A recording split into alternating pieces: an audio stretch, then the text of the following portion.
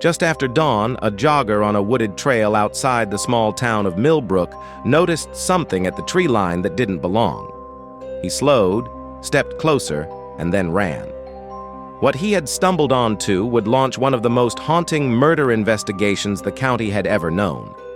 Within the hour, the woods were sealed off with yellow tape. Officers walked the perimeter in silence, while a forensics team in white suits moved carefully through the brush. Whatever had happened in this quiet place, it was clear it had happened a long time before anyone came looking. By midday, investigators confirmed what they had feared from the first moment. The remains belonged to a young woman, concealed just far enough from the trail to stay hidden. And the detectives standing over the scene already had a terrible idea of exactly who she might be. Her name was Hannah Reed, 24 years old, a nursing student, a daughter, a sister, a friend. 9 days earlier, she had vanished without a trace on her way home from work, and for 9 days half the town had been searching for her, praying for a very different ending. It had begun with a single phone call to the police station. Hannah's roommate reported that she never came home from her late shift at the hospital. At first, officers assumed she had simply stayed out with friends and told the roommate to wait. That delay would haunt them later. When she still hadn't surfaced after 2 days, the search became frantic. Volunteers combed the fields and forests. Her face appeared on flyers in every shop window in Millbrook, and the local news began running her photograph at the top of every broadcast, night after night. Police held a press conference outside the station, pleading with the public for any scrap of information. The lead detective stood before a wall of cameras and microphones and made a promise to Hannah's parents that he would not stop, would not rest, until he brought them answers. That detective was Marcus Hale, a 20-year veteran who had worked dozens of homicides. He was known for his patience and his memory for detail. But something about this case, he would later admit in an interview, got under his skin and never let him sleep. Back at the scene, the forensic team worked for 2 full days on their hands and knees. They recovered clothing fibers, a single shoe, and trace evidence that had somehow survived more than a week exposed to the rain and the cold. Every fragment was bagged, labeled, and sent to the lab. The medical examiner's findings were grim and precise. Hannah had been killed the very same night she disappeared. This was no accident, no terrible fall in the dark. Someone had taken her, ended her life, and deliberately hidden her body where they believed no one would look. Detective Hale began retracing her final hours minute by minute. Hannah had clocked out of the hospital at exactly 11 o'clock. Security cameras caught her walking across the lot to her car, alone, pulling her coat tight against the cold. After that, the trail simply went dark. 2 days into the original search, her car had been found abandoned on a quiet service road 3 miles off her route home. The keys were still in the ignition. Her purse sat untouched on the passenger seat. Wherever Hannah had gone that night, she had not gone willingly. Her phone told the last piece of the story anyone would ever hear from her. The final message she sent was to her mother, and it read simply, "Almost home." It was time-stamped 11:14 p.m. 4 minutes later, the phone went dark and never connected to the network again. The first person investigators looked at was Hannah's ex-boyfriend. They brought him into the interview room and questioned him for hours, pressing him on the breakup, on his temper, on exactly where he had been the night she vanished. But his alibi held up completely. He had been 300 miles away at a cousin's wedding, surrounded by dozens of witnesses, with a hotel receipt and a highway toll record to prove it. After 2 days of scrutiny, he was ruled out, and the detectives were back to nothing. By now, the case had gone national. News vans lined the street outside the police department. Anchors and analysts debated the theories every evening. True crime forums filled with armchair detectives, and all of it pressed down on Marcus Hale, who still had no real suspect. Then, weeks later, a witness finally came forward. A woman who had been driving the highway the night Hannah disappeared said she had seen a vehicle pulled over near the service road, hazard lights blinking, and a man standing beside it in the dark. She hadn't thought much of it at the time. It sent investigators back to every camera within 10 miles of that road. They pulled footage from traffic lights, storefronts, and gas stations, watching hour after hour of grainy tape. And at a fuel station 2 miles away, they finally found the thread they had been missing. The footage showed Hannah's car pulling in for gas at 11:06 p.m., exactly where the timeline said it should be. But behind her, idling at the next pump, sat a dark panel van.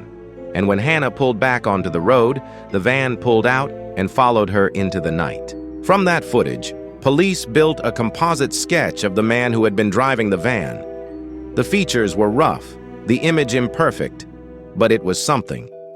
They released it to the press, and within minutes of it airing, the tip line began to ring without stopping. Hundreds of calls poured in over the following days. Most led nowhere, dead ends and mistaken identities and well-meaning guesses. But the detectives worked around the clock, chasing every name, every license plate, every lead that came through the door, refusing to let the case stall. Meanwhile, the lab finished processing the evidence from the scene. Beneath Hannah's fingernails, they had recovered a usable DNA profile that did not belong to her. In her final moments, she had fought back hard enough to leave investigators a piece of her killer. But when the profile was run through the national database, there was no match. Whoever had killed Hannah Reed had never been arrested, never been printed, never entered the system. And with no name to put to the DNA, the case slowly, painfully went cold. Weeks turned into months. The news crews packed up their cameras and moved on to the next tragedy. The flyers in the shop windows faded in the sun, and Hannah's file sat on Detective Hale's desk, growing thicker and heavier and quieter with every passing day. Then, almost a year to the day after Hannah vanished, came the break that changed everything. In a town 40 miles away, another young woman was attacked late at night on a quiet stretch of road. But this time, against all odds, the victim survived and got away. Her description of her attacker matched the gas station sketch almost exactly. The location, the hour, the method, all of it echoed Hannah's case.